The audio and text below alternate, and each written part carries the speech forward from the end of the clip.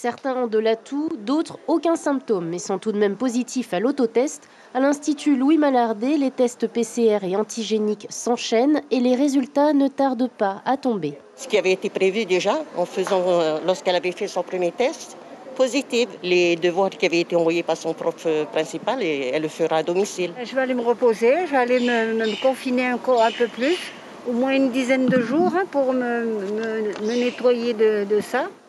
La rentrée scolaire a bénéficié au virus qui se propage très rapidement, mais que l'on se rassure, d'après les spécialistes, la courbe de l'épidémie est en dents de scie, contrairement à la métropole. Pour l'instant, ça n'a rien à voir avec la crise qu'on a vécue sur le Delta, puisqu'on reste encore en moyenne sur 600 personnes. Alors c'est 600 prélèvements en tout, c'est-à-dire qu'il y a à peu près 400 personnes qui viennent ici, et on a 200 prélèvements qui reviennent des dispensaires pour faire des PCR dessus. En conséquence, les autorités ont décidé d'assouplir les recommandations en matière d'isolement. On s'est rendu compte qu'il y avait de plus en plus de personnes qui étaient infectées, donc forcément qu'il y avait de moins en moins de personnes, que ce soit à l'hôpital, que ce soit dans l'administration. Donc du coup, tout va tourner au ralenti. Et économiquement et humainement, ça va être compliqué si on a un système au ralenti.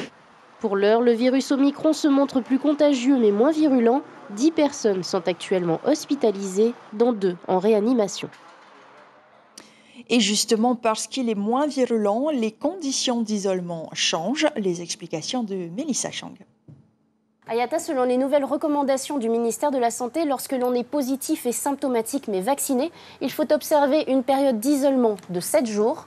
Lorsque l'on est non vacciné, c'est 10 jours d'isolement obligatoire.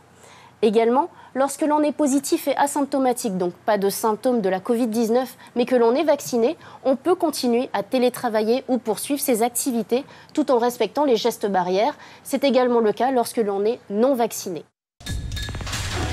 L'information en continu sur Polynésie la première, Internet et réseaux sociaux.